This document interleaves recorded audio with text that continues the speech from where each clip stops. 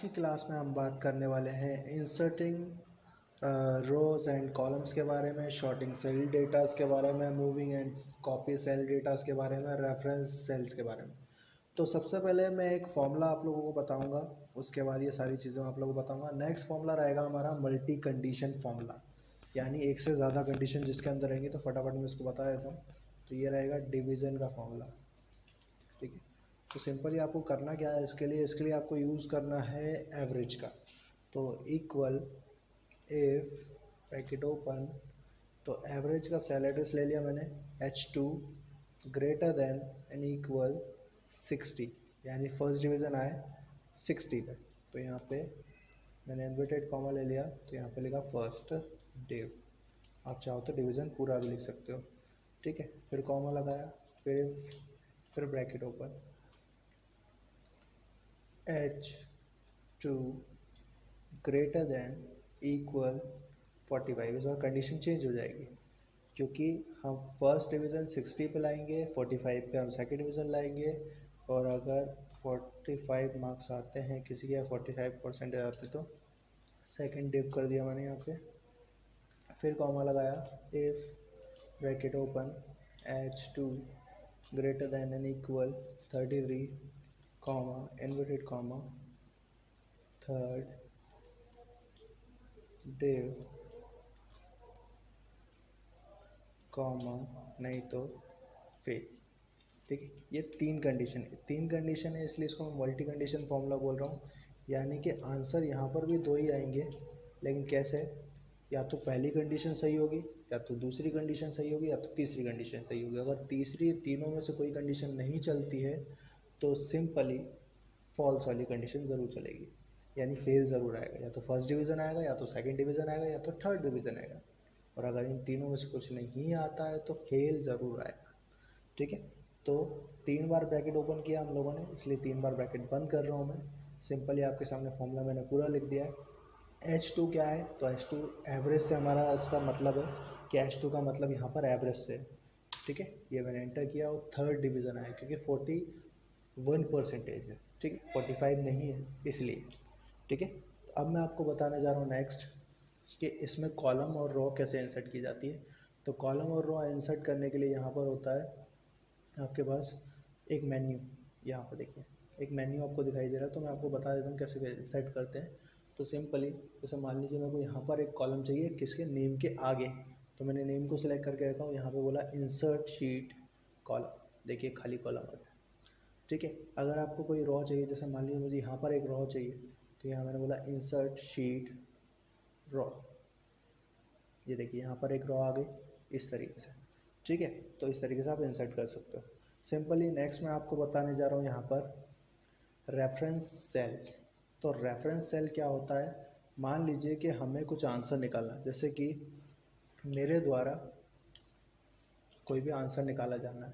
अब जैसे मैंने आपको टोटल निकाल के दिखाया, तो मैंने क्या करा, एक जगह फॉर्मूला इनपुट किया और सारी जगह पे उसे ड्रैग कर दिया। इसे बोला जाता है रेफरेंस। रेफरेंस मतलब सेल रेफरेंस। सेल रेफरेंस कैसे, मतलब ये इसे कहा जाता है रिलेटिव सेल रेफरेंस। कहने का मतलब ये है कि देखिए पहले सेल में जो पहला सेल है उसके लिए पहला फॉर्मूला काम कर रहा है, दूसरा सेल जो है उसके लिए दूसरे के लिए काम कर रहा है, ठीक है। लेकिन तब भी मैंने इन्हें एक साथ पुट कर दिया, तो इसे बोला जाता है रिलेटिव सेल रेफरेंस। कहने का मतलब ये है कि जो हमने फॉर्मूला लगाया है वही काम करेगा, लेकिन आंसर सेल के अकॉर्डिंग देगा। इसलिए जो एक्सेल है वो वर्क करता है सेल रेफरेंस, सेल एड्रेस पे, ठीक है। अब बात रही moving cell and copy cell की, तो पहले समझ लीजिए होता क्या है। तो ये जो आपने सेलेक्ट किया है वो एक सेल का एड्रेस है, और ये जो आप सेलेक्ट कर रहे हो वो एक सेल की रेंज है, इसे सेल रेंज बोला जाएगा, ठीक है। यदि आप एक सेल को सिलेक्ट करते हो तो वो एक सेल एड्रेस होगा, लेकिन अगर आप एक से ज़्यादा सेल्स को सिलेक्ट कर रहे हो तो उसे बोला जाएगा सेल रेंज, ठीक है। तो सिंपली अगर हमें जब मूव करना होता है तो हम मूव कराने के लिए क्या करते हैं, उसे कट करते हैं। तो मैंने यहाँ से इसे कट किया, ठीक है, और यहाँ पर इसको पेस्ट कर दिया, तो ये मूव हो जाएंगे, ठीक है। और अगर हमें कॉपी करना है तो डेटा यहाँ से कॉपी भी कर सकते हैं, तो यहाँ पे कॉपी, और यहाँ पे पेस्ट। तो इस तरीके से ये पेस्ट हो जाएगा। तो सिंपली मूव और कॉपी हम कर सकते हैं, और कॉपी याद रखिएगा यहाँ पर भी हो सकती है। देखिए यहाँ पे मैंने कंट्रोल सी से कॉपी किया,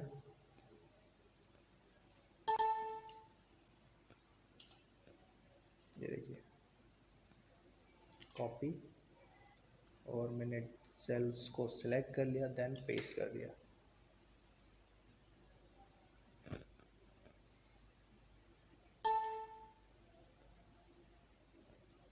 राइट क्लिक, देन पेस्ट, ये देखिए आंसर आ गया। ठीक है, इस तरीके से भी आप काम कर सकते हो। तो ये कुछ ऑप्शंस थे जो मैंने आपको बताया। शॉर्टिंग का सेल डेटा मैं आपको बताया, तो शॉर्टिंग का सेल डेटा होता क्या है। अब शॉर्ट करने के लिए हमारे पास अलग अलग चीज़ें, या तो हमारे पास नेम होगा, या तो हमारे पास कुछ और चीज़ें होंगी जिससे हमें शॉर्ट कर सकेंगे। सिंपली कहने का मतलब ये है कि हमारे पास या तो नंबर्स होंगे या तो फिर नेम होंगे। लेकिन शॉर्टिंग सेल डेटा होता क्या।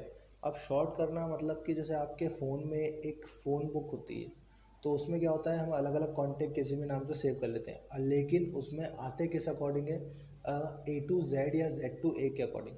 यहाँ पर भी कुछ ऐसा ही है, ज़्यादातर A to Z ही आता है। तो A to Z में क्या होता है कि सबसे पहले वो जो क्या करता है कि जो फर्स्ट नेम का जो लेटर होता है, या जैसे मान लीजिए अंकित है, अभी है, तो इनके फर्स्ट नेम का जो लेटर है, नेम का जो लेटर है फर्स्ट है, वो है ए। तो वो पहले ए को सिलेक्ट करेगा, यानी ए वाली लिस्ट में इनके नाम आ जाएंगे, फिर बी, फिर सी। तो इस तरीके से आप नाम को शॉर्ट कर सकते हो। और अगर नंबर को शॉर्ट करोगे तो असेंडिंग ऑर्डर और डिसेंडिंग ऑर्डर। तो यहाँ पे आपको मिल जाएगा शॉर्ट इन फिल्टर में शॉर्ट, तो शॉर्ट A to Z, तो कंटिन्यू विद करंट सिलेक्शन। तो ये कुछ ऐसा हो जाएगा। अब मैंने क्या करा, हेडिंग को भी सिलेक्ट कर लिया, इसलिए नेम सबसे नीचे आ गया। ठीक है, वैसे आप लोगों को ऐसा नहीं करना है। उसके बाद अगर आप Z to A करेंगे तो यहाँ पे Z to A भी हो जाएगा, continue with current selection short. ठीक है, तो अब याद रखिए इसमें हो क्या रहा है कि आपको समझ में आ रहा होगा Z तक तो गया ही नहीं, लेकिन इस चीज़ को आप समझ लीजिए, ये डिपेंड करता है कि आपकी लिस्ट में कितने नाम हैं। जो वर्ड्स उसको मिलेंगे वो उसके हिसाब से उसे शॉर्ट करेगा, जो नहीं मिलेंगे उन्हें छोड़ देगा, स्किप कर देगा। ठीक है, तो ये कुछ सिंपल ही तरीका मैंने आपको बताया। अगर आप नंबर से करना चाहो तो नंबर से भी मैं आपको बता देता हूँ शॉर्ट कैसे करते हैं। तो यहाँ पे देखिए smallest to largest and largest to smallest का ऑप्शन आ रहा है, कंटिन्यू विद करंट सिलेक्शन।